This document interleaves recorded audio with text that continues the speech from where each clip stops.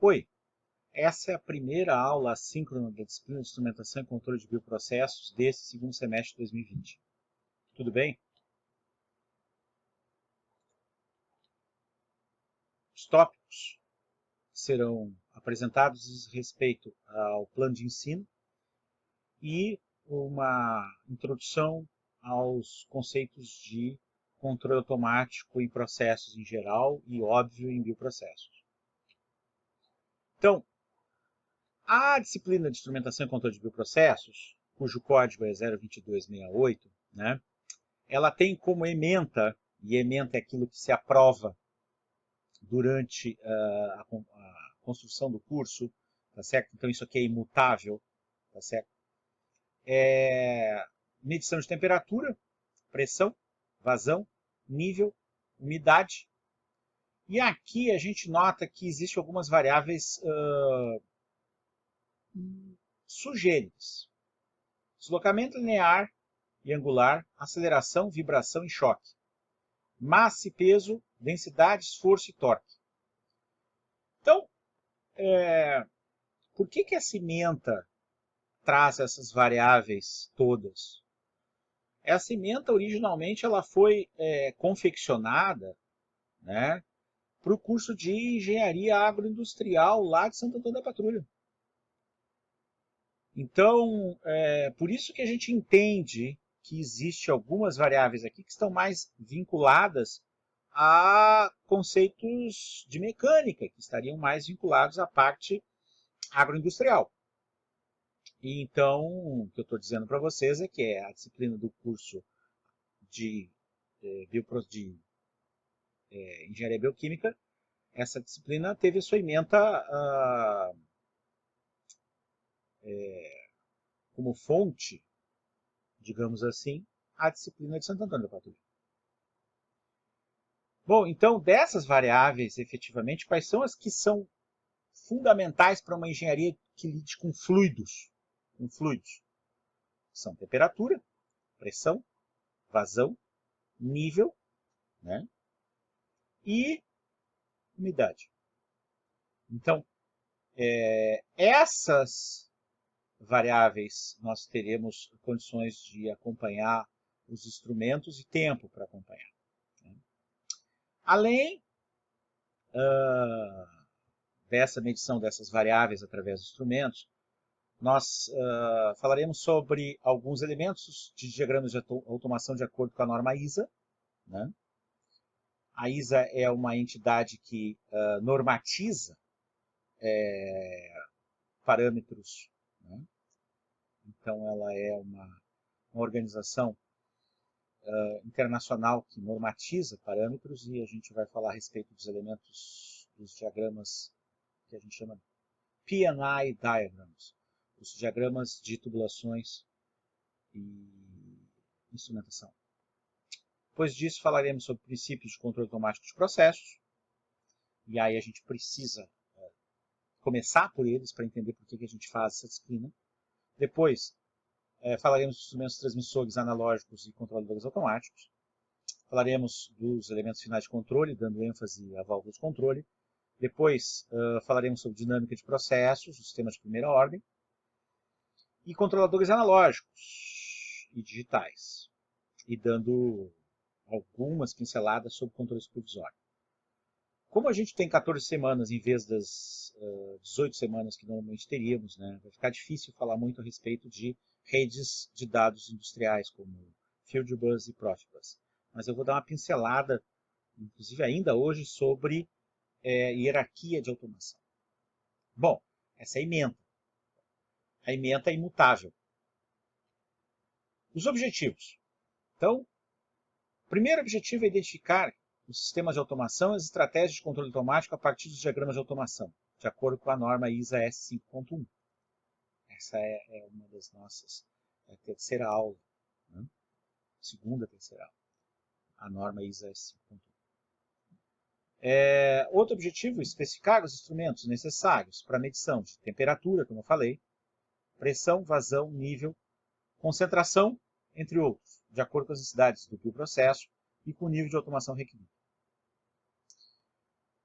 Outro objetivo será modelar e simular em microcomputador as estratégias de controle clássicas, tanto no domínio do tempo, quanto no domínio complexo, ou seja, no domínio de Laplace, usando ferramentas de software livre, no caso, o Scilab.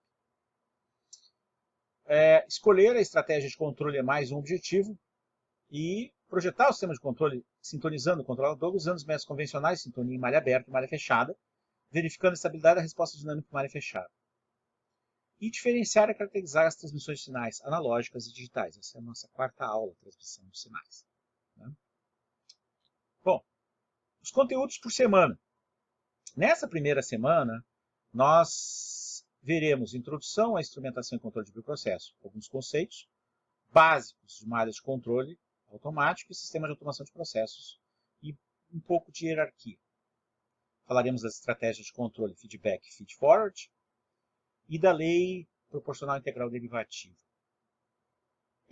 Como eu estou apresentando o plano de ensino, eu vou dividir essa aula em 2 vídeos. O primeiro vídeo vai até mais ou menos a questão das estratégias, feedback e feed-forward. E o segundo vídeo eu vou dar alguns conceitos de modelagem fenomenológica de sistemas e sua simulação para sistemas de controle. E aí eu vou enfocar muito o método numérico de Euler para a solução de equações diferenciais ordinárias, desenvolvendo o programa em Scilab, já mostrando como que funciona no domínio do tempo a questão da simulação de sistemas operando em malha fechada. Então, observe que a gente já começa com o pé no acelerador. Né? Bom, segunda semana, a gente vai continuar falando de modelagem e simulação de sistemas químicos e de bioprocessos, classificando os sistemas sem reação, químicas e bioquímicas, com reações químicas e bioquímicas, e a avaliação do sistema de controle de bioreatores através, enfocando como são a aquisição de dados em sistemas analógicos e digitais.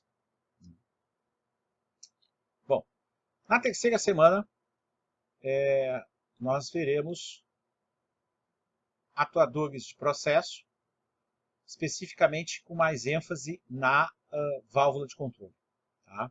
Válvula de controle automático. Aqui ficou faltando, eu deveria ter colocado também que nós vamos falar sobre sinais, tá? Como eu tinha dito antes. Aí, na quarta semana, nós temos os elementos a serem considerados em um instrumento de medida. Zero de escala, sensibilidade, precisão, atraso, exatidão, erro dinâmico. E, ao falar em erro dinâmico, nós falaremos das características dinâmicas dos instrumentos de medida, de ordem zero, de primeira ordem e de segunda ordem. A partir da quinta semana, nós focaremos especificamente os instrumentos, a parte de instrumentação industrial, a respeito dos instrumentos de medida de temperatura, de pressão e de vazão, na quinta, sexta e sétima semana. Antes disso, nós teremos feito, né, a designação dos trabalhos, que depois eu vou falar na avaliação. Então, na oitava semana, nós vamos ter uma atividade envolvendo transformado de Laplace, né, para poder desenvolver os controladores clássicos no domínio do tempo, e ao mesmo tempo vocês vão estar entregando o trabalho que vocês desenvolveram nas semanas anteriores. Então, eu pretendo mais tardar, semana que vem já está dando trabalho para vocês, mesmo com vocês tendo pouco tempo na disciplina, para vocês terem bastante tempo para poder fazer o trabalho com antecedência e se ocuparem com o trabalho previamente. Observe que eu não quis usar a palavra se preocuparem. Né? Bom, na nona semana, nós vamos continuar vendo transformar de Laplace e sua aplicação em controle de processos. E aí, o que vai acontecer? Isso vai nos levar à questão do conceito de variáveis de desvio, linearização de expressões não lineares para uso em controle clássico, funções de transferência, diagramas de blocos e sua álgebra. Na 11ª semana, nós teremos sistemas de primeira ordem, resposta à perturbação de grau, resposta à perturbação senoidal, sistema de segunda ordem, resposta à perturbação de grau do segunda ordem. E características da resposta sobreamortecida, bem como o conceito de tempo morto. que também já vai aparecer na 10ª semana. Na 12ª semana, a gente abordará os controladores do tipo proporcional, proporcional integral, proporcional derivativo e proporcional integral derivativo, tanto em operação reguladora quanto operação servo. Na 13ª semana, nós falaremos sobre a sintonia dos controladores usando as heurísticas de seleção, projeto e sintonia. E na 14ª semana, nós teremos, por fim, a entrega do segundo trabalho avaliativo. Bom, qual é a metodologia? Alguns de vocês já conhecem a minha metodologia quando se trata aqui do período remoto emergencial, outros não, né? Mas, fundamentalmente, a gente terá um conjunto de atividades que serão realizadas no transcorrer entre o período de 8 de fevereiro e 19 de maio, que são as 14 semanas, de acordo com a deliberação 029/2020, né, da universidade.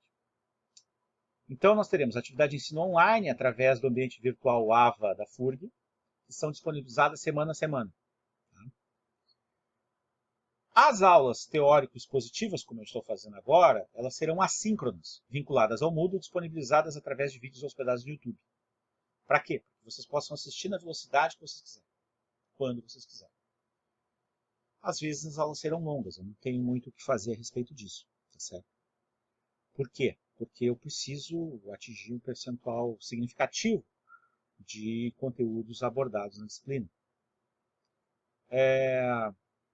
Eu vou explicar melhor isso quando a gente tiver o nosso primeiro encontro síncrono.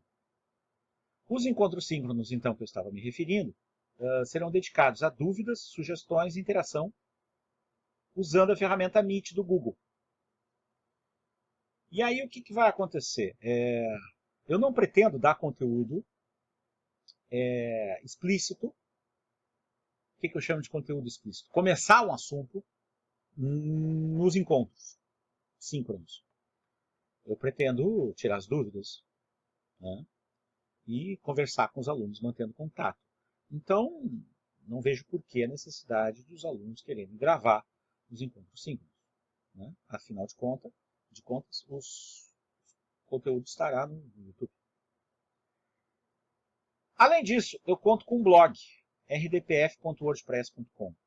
Tá? Então, toda a nossa comunicação oficial é feita através desse blog, tá? rdpf.wordpress.com. Eu recomendo que vocês assinem o blog.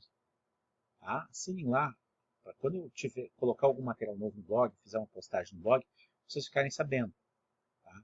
Ah, professor, mas por que essa dualidade entre o uso do AVA e o uso do blog? Porque é como se fosse uma redundância. Eu, como engenheiro, penso numa situação crítica. Vamos imaginar que, porventura, aconteça de que o AVA da FURG não esteja no ar. Nunca o WordPress me deixou na mão. Então, ele é o meu sistema de backup, digamos assim. Tá? Fora que eu tenho quase 12 anos de materiais no blog. E isso é bastante significativo. Além desses outros materiais complementares e materiais de anos anteriores que estão à disposição de vocês, lá no blog a qualquer instante, né, organizados por menus ou disponíveis por um campo de busca, a gente vai fazer atividade de simulação computacional usando simulador de hardware livre, no caso, o simulador, aqui está errado o endereço, tinkercad.com, para a gente poder pensar em ver como que o Arduino vai ser usado. O Arduino, eu não vou dar curso de Arduino, tá? Mas o intuito é que vocês vejam como é que a gente pode implementar algumas coisas na prática usando Arduino. E o uso principalmente do Scilab. Então, quem não tiver o Scilab, eu já recomendo que acesse www.scilab.org. Tá? Só botar Scilab no Google e baixe a versão do Scilab apropriada para o sistema operacional de vocês, que muito provavelmente deva ser um Windows 64 bits. A maioria dos computadores hoje são 64 bits. Além de usar o Scilab, nós vamos usar também a interface visual de programação do Scilab, o XCOS. E quando a gente precisar fazer alguma planilha, o uso do Excel. Bom, essa é a metodologia da disciplina. Avaliação. Avaliação é uma coisa muito importante, a gente sempre precisa falar em automação, ou desculpa, em avaliação, estou com automação na cabeça. Essa disciplina é um sistema de avaliação tipo 1. Então, ela é composta de 2 notas bimestrais, parciais, e um exame final. Qual é a composição da nota que nós usaremos? Nós usaríamos 5 pontos em cada bimestre em atividades avaliadas e seguidas no Ava Moodle. Então, essa semana vocês já terão atividades no Moodle. E 5 pontos em um trabalho individual a cada bimestre, que será ou um projeto de um sistema de instrumentação e controle, ou uma monografia a ser entregue em PDF e apresentado em vídeo, do mesmo jeito que eu estou fazendo aqui. A gente vai conversar mais a respeito dessa forma de apresentação no transcorrer das semanas que nós teremos nossos encontros síncronos. Se alguém precisar de exame, o exame tratará de todo o conteúdo trabalhado no período, será individual realizado em prova oral, síncrona, através do Meet. Aí nós teremos que marcar esse exame. Mais alunos eu terei que dividir os alunos ao longo de várias sessões. No caso excepcional de não haver como realizar o encontro, o estudante receberá as questões do exame por escrito e terá 3 horas para realizar a devolução do mesmo após o recebimento por e-mail. Em caráter extraordinário de bonificação, poderão ser combinadas previamente com os estudantes atividades extras, não obrigatórias, e que ao serem avaliadas somente somem no grau final da disciplina, como se fosse bônus. Então pode acontecer que um bimestre, por exemplo, valha 11, valha 12, em vez de valer 10. Além dos conteúdos que eu mencionei, a gente vai falar a respeito de exemplos do cotidiano, são conteúdos adicionais que o plano de ensino pede quando a gente elabora ele. Então, exemplos do cotidiano do trabalho do engenheiro da aplicação de sistemas baseados em inteligência artificial. Tá? Principalmente lógica fuzzy e redes neurais artificiais. Isso é avaliação. Bom, bibliografia. Essa aqui é uma foto da minha estante lá do laboratório do LACOP, lá na FURG. Tá? E a gente está sem acesso, tanto à biblioteca da FURG, quanto, no caso, os meus livros. Então, muitos dos materiais que nós usaremos, nós temos no plano de ensino as nossas literaturas clássicas. Essas literaturas clássicas, elas estão nesse nicho aqui. Tá? Então, esse livro aqui, ó, especificamente esse livro aqui, que é o livro do Seborg, tá? Ele é o livro texto de controle de processos. Certo? E esse livro aqui, ele está na nossa literatura, o nosso plano de ensino está no blog, o plano de ensino está no AVA, tá certo? Esse livro está lá na nossa bibliografia. Esse livro aqui é o livro do professor Bega, que organizou, tá certo? É o livro de instrumentação, esse aqui é o livro de instrumentação. Esse livro aqui, a parte de controle, é um livro clássico de controle usado na engenharia elétrica, chamado Ogata. Tá certo? Aqui tem o livro do Luyben, que é um outro livro que a gente também usa, um pouco dele. E aqui, ó, esse livro bem gasto aqui do lado do Seborg, é o livro do Franks, que é um livro que a gente usa na parte de modelagem matemática e simulação. Então, esses são os principais livros, né? Todos eles a gente tem como usá-los em forma digital. Certo? Muitos dos materiais, os slides da parte de instrumentação, são confeccionados a partir de materiais do professor Bega. E muitos dos materiais da parte de controle são confeccionados a partir do livro do Seborg. Tá? Toda a parte de programação vai dizer respeito a como que o Franks aborda os problemas de simulação. Tá? Bom, vamos adiante. Então vamos fazer uma introdução ao controle automático de bioprocessos. Bom, o que acontece?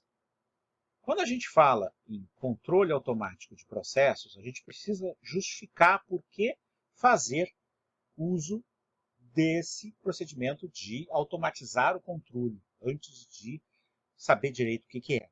Nós vamos quebrar alguns conceitos cotidianos que vocês têm a respeito do que seja controle. Tá? Mas antes eu preciso saber por que eu preciso controlar. Né? Então, O uso do controle automático torna possível que eu satisfaça as necessidades de segurança. Por quê? Porque no momento que eu substituo um colaborador humano que fica, entre aspas, atuando sobre uma variável para que outra fique num valor limitado, esse é o princípio do controle. A gente atua sobre algo para que haja uma correspondência na variável objetivo de que ela permaneça praticamente constante. É igual andar de carro. Eu vou andar de carro, por exemplo. Pensem no andar de carro. Se eu quero manter a velocidade constante, eu atuo sobre o acelerador. Então eu observo a variável velocidade e eu atuo sobre o acelerador do veículo.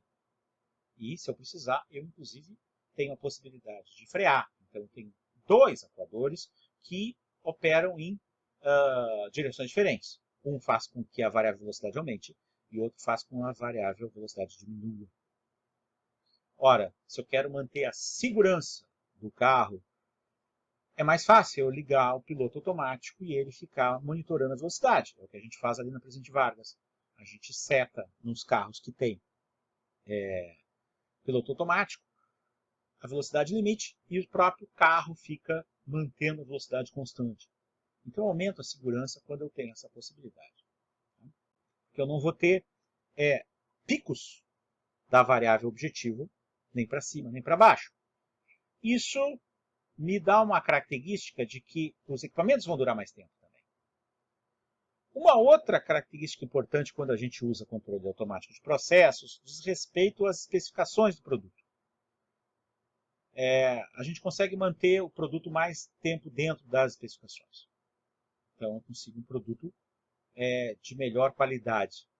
Por quê? Por causa que o sistema fica continuamente monitorando aquele produto, seja com respeito às condições que ele está sendo fabricado ou com respeito às concentrações que ele está sendo fabricado.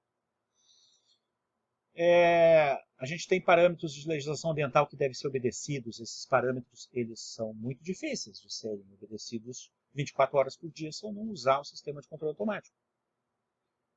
A gente tem restrições operacionais com respeito a limites de temperatura, pressão, vazão, nível. Por exemplo, se eu quero fazer um cultivo e eu preciso manter uma determinada temperatura, vamos imaginar que fosse 38 graus Celsius, mais ou menos 2 para um fermentador, tá certo? É mais fácil se eu tiver um sistema de controle automático da temperatura, que, por exemplo, se for uma fermentação aeróbia, que é bastante exotérmica, que fique refrigerando o bioreator. No momento em que eu uso controle automático de processos, eu vou ter a possibilidade de satisfazer melhor condições, necessidades econômicas, no que diz respeito tanto à redução de custos quanto ao aumento de receita. Então, fundamentalmente, o que se permite, tudo que eu falei está aqui, só para resumir. O que a gente consegue para um sistema sem controle? Aqui a gente tem um sistema antes da implementação e aqui a gente tem um sistema depois da implementação do controle automático. Se eu tenho uma variável qualquer, uma variável y de t, uma variável y de t.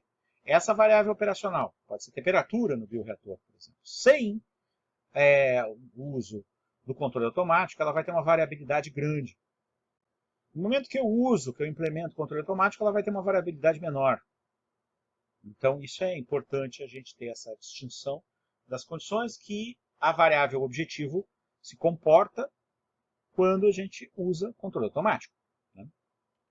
Bom, agora, eu tenho que lembrar que eu estou falando de bioprocessos. Então, existem algumas dificuldades inerentes ao controle automático de bioprocessos. Agora eu vou falar no bio. Os bioprocessos, eles são complexos e envolvem organismos vivos, cujas características, por natureza, são muito difíceis de compreender. Na verdade, a modelagem matemática dos biosistemas enfrenta duas grandes dificuldades. Por um lado, existe uma falta de reprodutibilidade dos experimentos e uma imprecisão das medidas, resulta não só das dificuldades relacionadas com a seleção da estrutura do modelo matemático, mas também em dificuldades relacionadas com os possíveis conceitos estruturais no momento da identificação de um conjunto de parâmetros.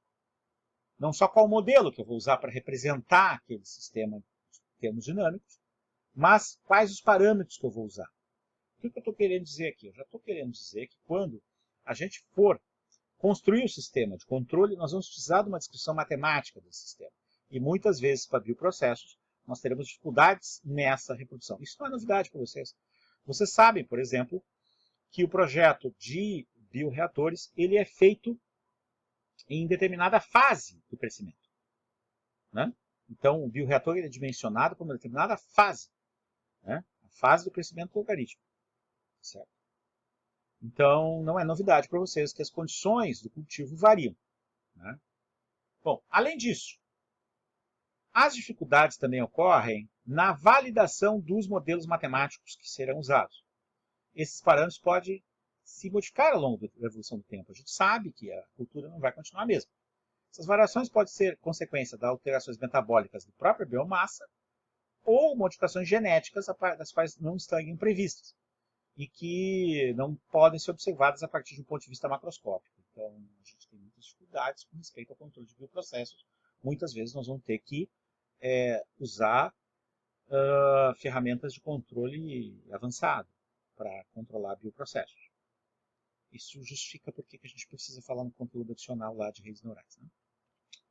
Bom, uma outra dificuldade é a ausência quase sistemática de sensores que forneçam acesso às medidas necessárias para conhecer o funcionamento interno dos bioprocessos. Por quê? Porque a maioria do que a gente poderia chamar de variáveis-chave estão associados a sistemas em que é difícil a gente ter informação como concentração de biomassa, do substrato ou dos produtos. Essas determinações só podem ser feitas usando analisadores em escala laboratorial, normalmente offline. Né? Quando existem medidores online, esses medidores são muito caros e muitas vezes exigem manutenção também cara. Assim, a maioria das estratégias de controle para bioprocessos, né, elas envolvem o controle indireto do que a gente chama de variáveis ambientais, tais como concentração do oxigênio dissolvido, controle de temperatura, controle de pH, controle de espuma e assim por diante. Tá? Bom, eu vou dar um exemplo aqui a respeito de estratégias de controle automático. Como exemplo, nós vamos ver o exemplo que é colocado no livro de Seaborg, no capítulo 1, tá? O chamado tanque aquecedor perfeitamente agitado contínuo. Né? Então a gente tem uma corrente, essa corrente aqui de um líquido, entra a uma temperatura TI, I de input, uma vazão máxima W ponto. E ela deixa o aquecedor a uma temperatura T, sendo que T é maior do que TI. Na mesma vazão W ponto. Esse agitador, né, garante a mistura perfeita e o aquecimento se dá a partir de um aquecimento elétrico através desse resistor aqui, um resistor elétrico, que dissipa um Q ponto, uma determinada taxa de aquecimento para esse líquido. Então, qual é o objetivo? O objetivo é manter a temperatura T o mais aproximadamente possível de ser constante. Então, a gente quer que T seja aproximadamente constante. Para isso, nós podemos ter várias estratégias. Então, normalmente, por causa da natureza dos cursos de graduação, a minha experiência me diz que as pessoas têm uma certa dificuldade de compreender como funciona esse sistema, quando na realidade ele é muito simples. Para manter a temperatura constante, eu vou fazer a mesma coisa que eu faço quando eu vou tomar banho no chuveiro. Então, se eu vou tomar banho no meu chuveiro elétrico, a primeira coisa que eu tenho que pensar é o que eu mexo, o que eu manipulo, o que eu coloco a mão para fazer com que aquela temperatura permaneça da água aproximadamente constante, se houver alguma variação externa, que a gente chama de perturbação. Então, por exemplo, quando a gente vai tomar banho aqui no sul, aqui na cidade de Rio Grande, no chuveiro elétrico, convencional, tá? Uma ducha. Não aquelas duchas eletrônicas que tem aquela regulagem de aquecimento, tá? Chuveiro simples, mais simples possível. Eu coloco a mão, então eu meço a temperatura, certo? E eu comparo com o meu padrão. Se o meu padrão, né, me diz que ela está de acordo com o que eu gosto, eu deixo como está, eu não abro nem fecho a torneira. Observe, fecho, abro ou fecho a torneira, ou seja, eu estaria manipulando vazão. Então, uma possibilidade que eu teria aqui seria medir T, né, e alterar W ponto, ou seja, manipular a vazão máxima W ponto. Só que observem que para isso eu precisaria ter, óbvio, uma válvula. Já vou colocar uma válvula aqui, ó, uma válvula pneumática, tá? Quando eu coloquei o sistema com aquecedor. Então eu estou partindo do pressuposto que para essa situação aqui, eu mantive o Q ponto constante, igual o resistor do meu chuveiro convencional. Eu não altero a resistência elétrica do resistor que está no meu chuveiro. Eu só mexo na vazão de água. Se eu fecho, aquece mais a água porque eu tenho a mesma potência de aquecimento sempre constante. Se eu abro máximo, ela vai ao mínimo de temperatura aquecida, da água aquecida. Então eu poderia ter, essa seria uma opção, né? Essa seria uma opção. Segunda opção, vocês já partiram, né? Manter, vocês já se deram conta, manter W ponto constante, então a vazão constante, e eu altero Q ponto. Então, medir T e manipular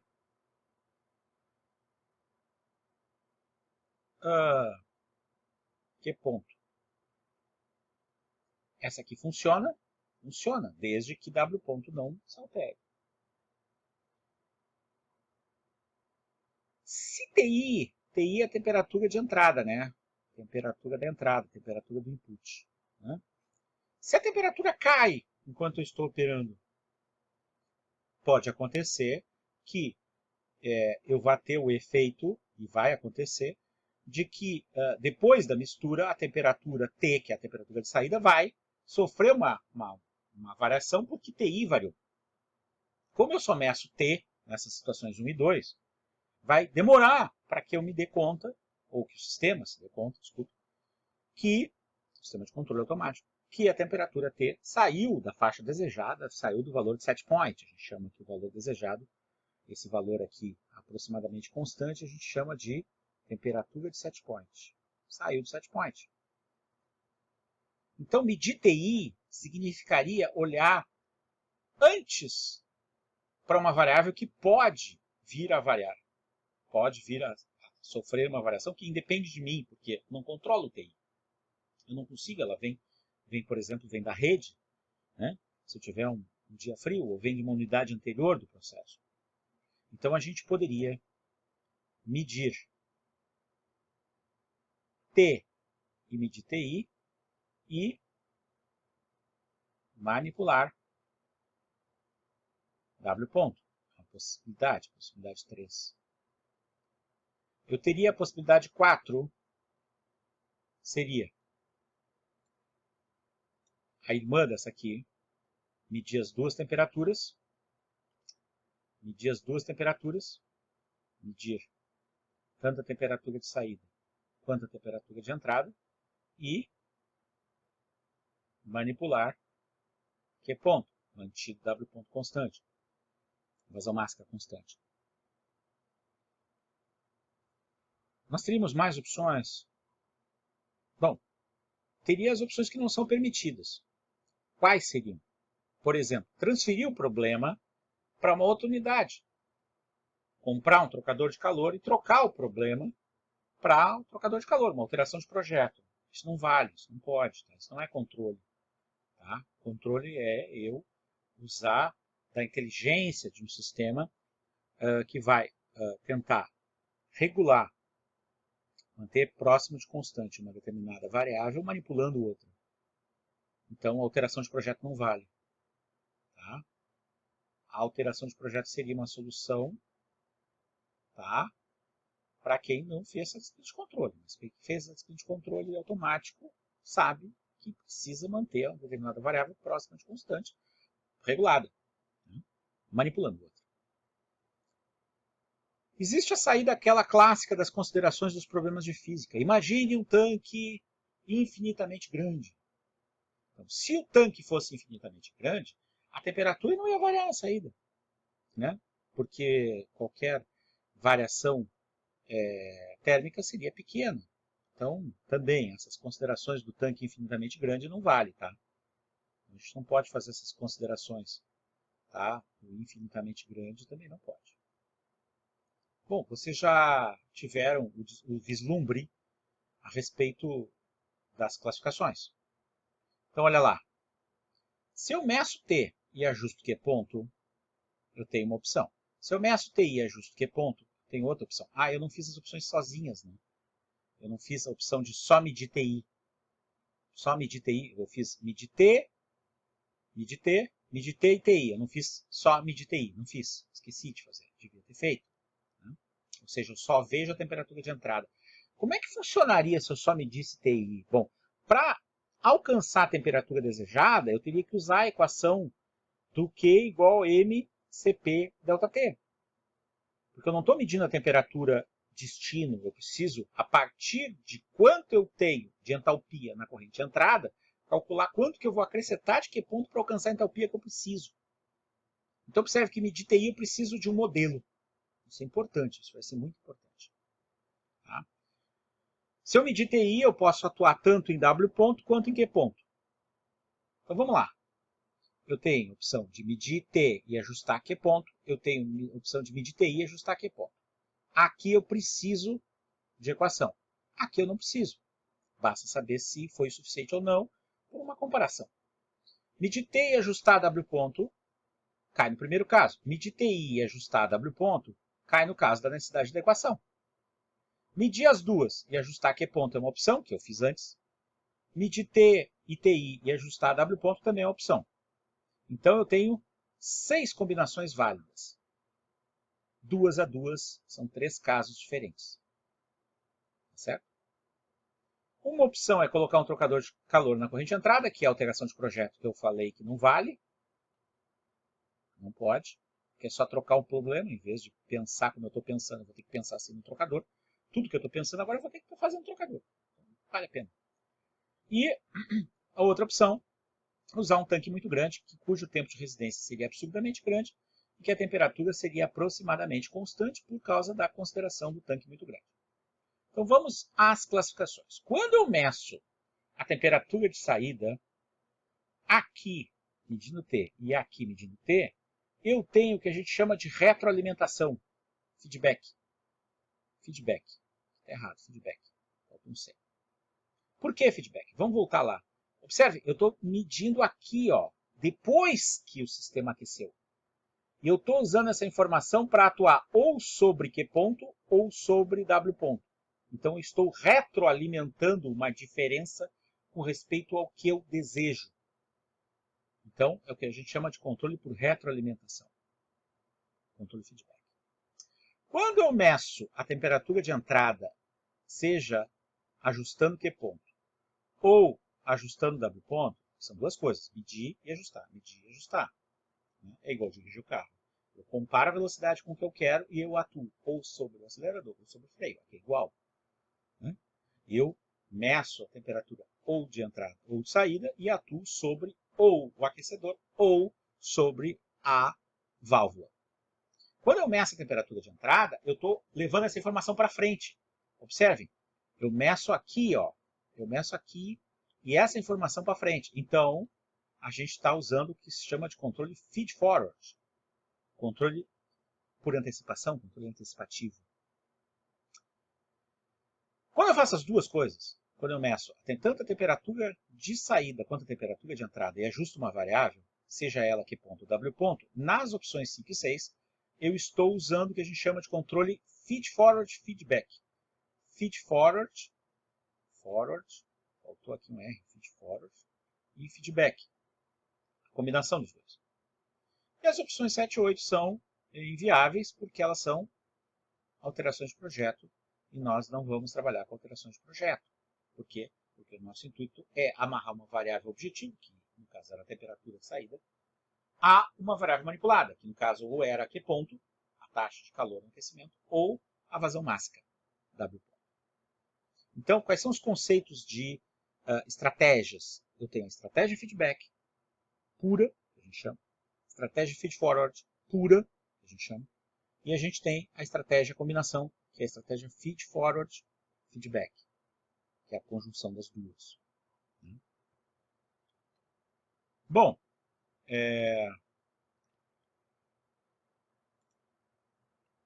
vamos imaginar o seguinte. Né? Vamos imaginar que eu queira desenhar um diagrama com respeito a esse sistema de um jeito um pouquinho diferente, para auxiliar no entendimento. Vamos imaginar que eu tenho aqui o meu processo, que é o tanque aquecedor. Qual é a variável que descreve o meu objetivo? É a temperatura. Essa temperatura, ela é uma temperatura que varia ao longo do tempo. Né? Ela varia ao longo do tempo, se eu não atuo sobre ela. Desculpa, se eu não regulo ela, se eu não controlo ela. Para que isso possa funcionar, eu comparo esse valor de temperatura com um valor de referência. Esse valor de referência é o que a gente chama de temperatura de setpoint. É o valor da variável no setpoint. Essa operação matemática aqui vai ser uma operação de subtração. E aí, o que vai sair daqui vai ser um desvio.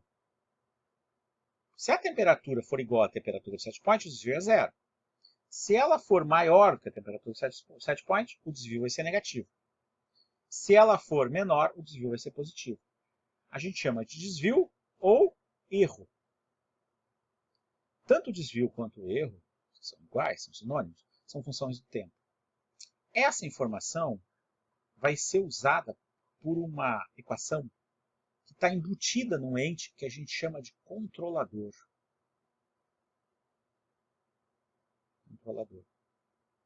Esse controlador vai decidir se a gente abre ou fecha a válvula, ou se a gente aumenta ou diminui a potência do aquecedor, a potência do resistor. Então, aqui eu posso ter ou W ponto, ou Q ponto. E essa operação aqui é uma operação de subtração. Observem, o que eu fiz foi descrever um caminho fechado. Esse caminho fechado que eu descrevi a gente chama de malha de controle.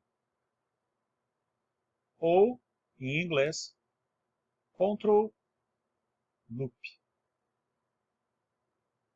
Ou loop de controle. Esse diagrama, ele é um diagrama sistêmico.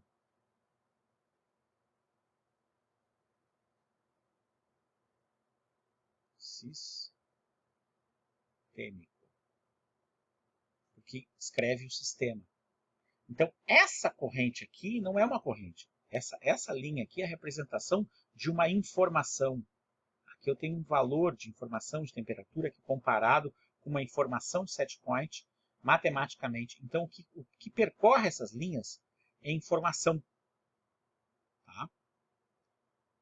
Essa é a estrutura da estratégia feedback.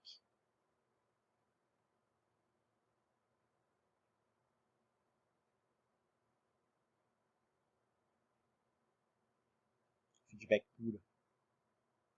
Né? Quando eu uso estratégia feedback, eu não preciso de um modelo matemático. Ah, faltou ligar aqui, ó. A malha está aberta ainda. Deixa eu fechar aqui. Pronto, fechei. Agora eu tenho a malha fechada, tá? Porque eu não tenho, não tinha a atuação sobre o sistema, a representação dessa atuação, né, de como o controlador aumentou ou diminuiu ou a vazão máxima ou a potência para atuar sobre o processo de verdade. Então, essa é a estratégia feedback pura. Tá? Como seria esse diagrama sistêmico se fosse para o feed-forward? Ora, eu teria que comparar o valor de temperatura de entrada com a temperatura que teria que ser aquela que daria a temperatura de saída.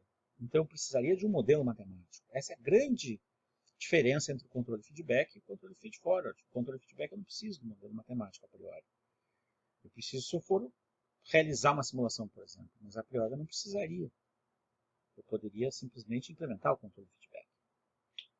Bom, a gente falou de algumas variáveis, né? Então, para deixar claro a respeito do que são essas variáveis, né, a gente tem que são variáveis de entrada, são variáveis que caracterizam o efeito da vizinhança no processo. E aí a gente tem variáveis como começar pela perturbação. Seu valor não é o resultado do ajuste por um operador ou pelo sistema de controle automático. Então, no caso do tanque aquecido, a temperatura de entrada, por exemplo, não pode ser controlada, né, porque ela vem como característica da corrente de entrada, ela vem de uma unidade anterior, então ela é uma variável de perturbação. Disturbance em inglês, por isso DV, Disturbance Variable. Já as variáveis manipuladas, tá? E aqui a gente tem um problema de tradução. Né? Por quê? Porque quando a gente fala em variável manipulada, manipulated variable, né? Se eu chamo ela variável de controle, né? Em português, ela pode parecer que ela é a controlada. Não. Ela é que eu mexo para conseguir o controle. Então, o seu valor pode ser ajustado livremente pelo operador humano ou por um mecanismo de controle. Observe que o controle automático vai fazer tudo o que um operador humano fazia. Né? Não quero entrar agora aqui na discussão a respeito da substituição da figura do colaborador humano pela máquina. Tá? A gente pode discutir isso em outro momento. Né?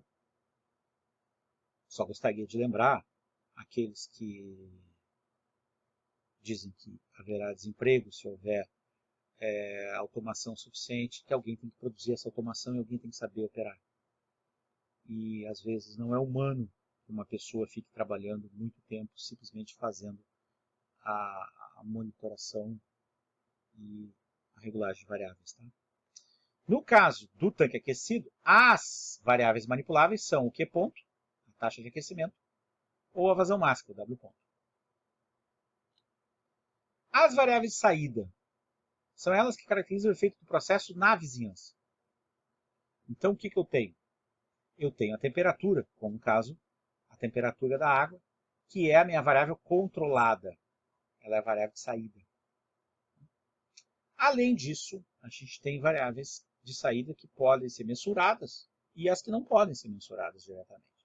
Essas não podem ser mensuradas, eu não tenho como medi-las. Bom, vamos falar do controle anticipativo. O controle anticipativo, né, eu meço a perturbação, no caso TI. Tá? E essa informação é usada para manipular a variável manipulada. Então, se eu conseguisse medir todas as fontes de perturbação, eu teria o controle perfeito. Infelizmente, a gente não consegue medir todas as perturbações. Tá? Então, não há ação corretiva para perturbações não medidas. Em aplicações industriais, o controle anticipativo sempre deve ser usado em combinação com controle por retroalimentação, com feedback control. O controle por retroalimentação. Controle por retroalimentação negativa. Tá? A variável de processo a ser controlada, ela é medida, e essa informação é usada para ajustar outra variável de processo a qual pode ser manipulada. Então eu meço na saída e mexo na variável manipulada. A ação corretiva ela é feita independentemente da fonte de perturbação. Então, qualquer efeito que varia a variável de saída, que no caso é a variável controlada de temperatura, independente se foi a temperatura de entrada que variou, ou a vazão que variou, se eu regular que ponto, está resolvido o problema. Mesma coisa o contrário. Se variar que ponto, eu regulando W ponto, medindo T, funciona também. O que acontece de ruim é que, para que haja uma ação, tá, a variável T tem que se desviar do setpoint. Senão, não haverá uma ação corretiva. Tá? Existem dois tipos de retroalimentação. A retroalimentação negativa, que é essa que a gente está abordando, em que a ação corretiva da tomada tende a levar a variável controlada para próximo do setpoint. E existe uma retroalimentação positiva, que infelizmente, né, tende a tornar as coisas piores, ou seja, ela vai distanciar mais ainda a variável do setpoint, vai distanciar mais do setpoint. Por isso que, quando eu desenhei esse diagrama aqui, eu coloquei um sinal negativo aqui. Só funciona a retroalimentação se ela for uma retroalimentação negativa. Ok? Bom, nós falamos de uma malha de controle. Né? Então, por exemplo, eu posso imaginar muitos processos em que eu tenha relações entre variáveis de saída e variáveis de entrada manipulável. Vamos dar exemplo. Se eu tenho uma caldeira, variável de interesse, pressão do vapor. Certo? Qual seria a variável manipulada para a pressão do vapor? Seria, por exemplo, a taxa de aquecimento na caldeira. Ou seja, essa taxa de aquecimento advém da taxa com que eu queimo combustível. Mesma caldeira. Vamos imaginar que eu tenho uma caldeira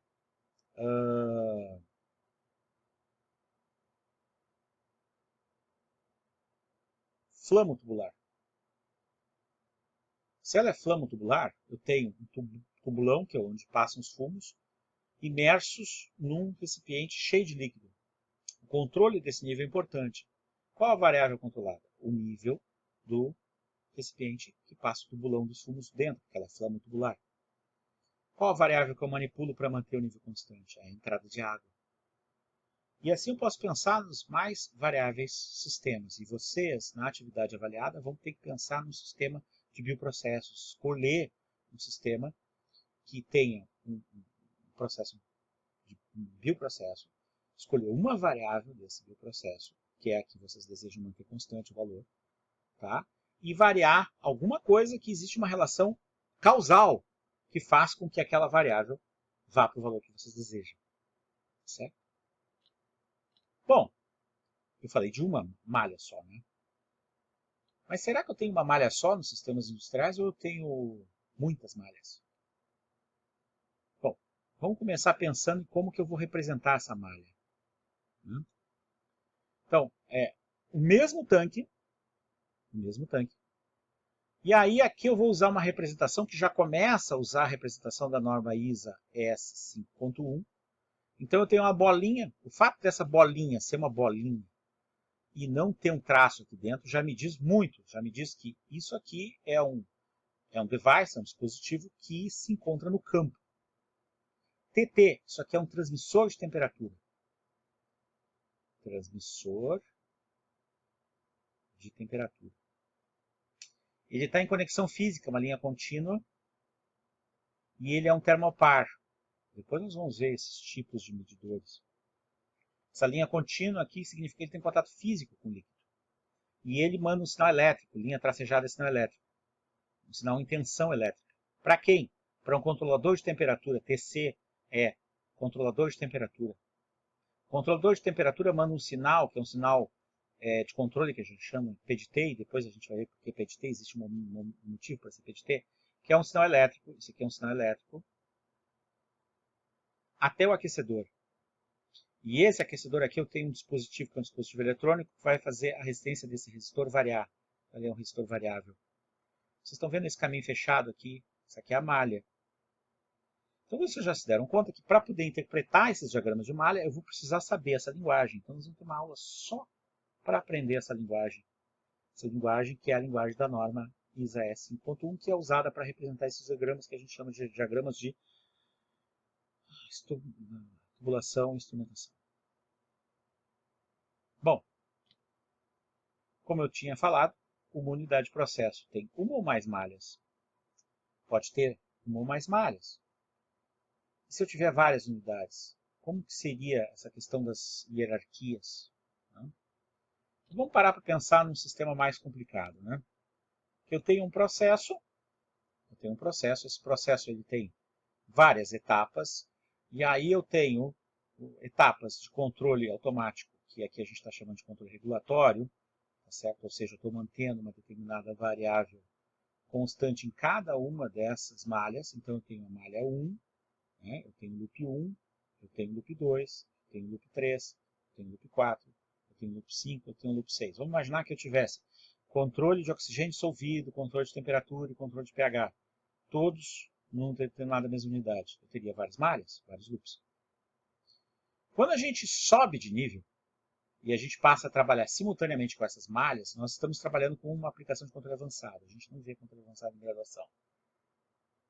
Só trabalhando com controle avançado que a gente pode chegar até a otimização de malhas, otimização total. Então existe uma hierarquia. Aqui a gente está mais próximo do processo. Aqui a gente está mais longe do processo. Então eu preciso representar esse sistema. Para representar esse sistema, a gente usa uma pirâmide. Então essa pirâmide, a gente tem várias tecnologias. Eu tenho uma outra pirâmide posterior que é melhor para representar, ela devia estar na frente dessa. A pirâmide é essa aqui. Vamos pensar do ponto de vista dos equipamentos. Quando eu tenho chão de fábrica, no chão de fábrica, lá onde ocorrem as transformações bioquímicas dos bioprocessos, eu vou ter medição de temperatura, eu vou ter motor, eu vou ter bomba, compressor, eu vou ter válvula de controle, eu vou ter todos os dispositivos, e vou ter os sensores e vou ter os atuadores. Então, nesse nível, a gente atua nas malhas individuais. Quando a gente sobe de nível, que a gente vai começar a unir essa informação, o que a gente tem? A gente tem um sistema supervisório. Então, aqui a gente tem, IHM é a sigla de Interface Homem-Máquina. Interface Homem-Máquina. O que isso significa? Significa que são os dispositivos que eu vou começar a operar a unidade industrial. Esses sistemas, eles permitem a gente acessar os sistemas que a gente chama de SCADA. SCADA são sistemas de supervisão e aquisição de dados. Então a gente tem aqui o sistema supervisório. Essa informação ela vai ser usada para a gente ter uma programação de produção. Por sua vez, a gente vai ter um planejamento de recursos de negócio. ERP é a sigla de Enterprise Resource Planning, planejamento de recursos de negócios. E MES, o sistema de manufatura de negócios, é quando eu gerencio quanto eu vou produzir. Então, observe que existe uma hierarquia de automação. Essa hierarquia de automação, ela está associada a essa figura da pirâmide. Então, vamos ver uma coisa. Quando eu tenho lá no nível mais baixo, eu tenho algumas tecnologias de comunicação, usando redes de dados e sistemas de aquisição de dados. Desculpa. Essa parte aqui o pessoal chama de controle de manufatura. Quando eu tenho a parte de supervisão e planejamento da produção, eu tenho o sistema de MES. O sistema de gerenciamento de negócio, então aqui para cá eu tenho gerência de negócio, de processo, para aqui para cima eu tenho gerência de negócio. A gerência de negócio está mais associada aos níveis superiores de informação. Observe, aqui eu tenho muita informação de relativamente pouco valor. Válvula abriu, válvula fechou, temperatura correta, temperatura errada. Lá em cima eu tenho relativamente pouca informação, mas de muito valor. Muito valor. quanto produziu, quanto gastou. Então existe uma integração vertical dos sistemas que permite que a gente faça a gerência do negócio, certo? O sistema da gerência do negócio. Essa é a tão falada hierarquia da automação na forma de pirâmide. Tá?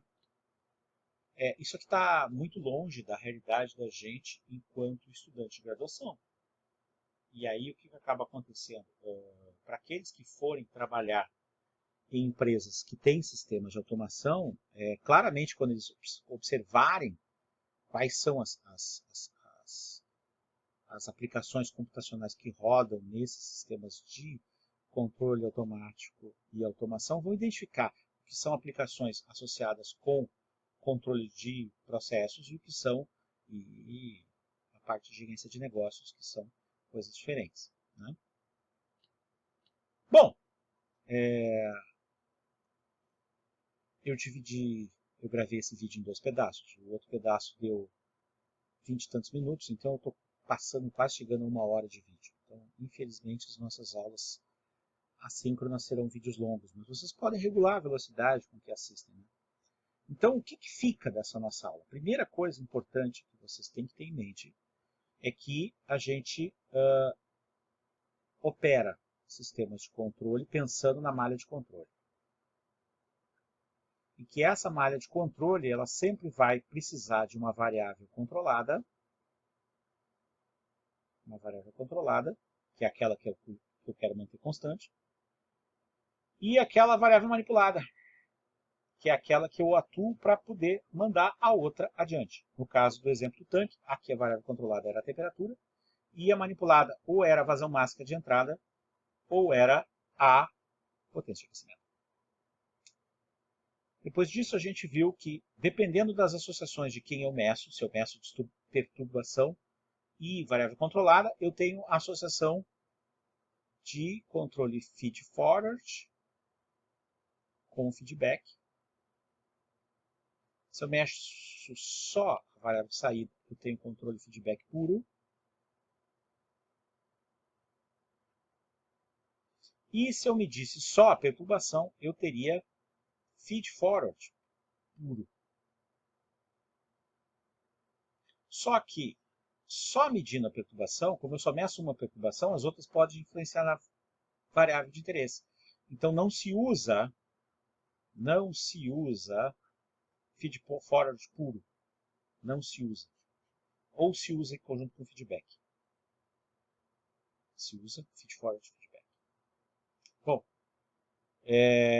quaisquer dúvidas que porventura surjam ao assistir essa aula, por favor, entre em contato com Renato Dutra Pereira no e-mail em gmail.com ou deixe para tirar essa dúvida no nosso próximo encontro 5. Tá? A gente, por hoje, fica por aqui. Agradeço a atenção. Meu muito obrigado quem me assistiu até aqui.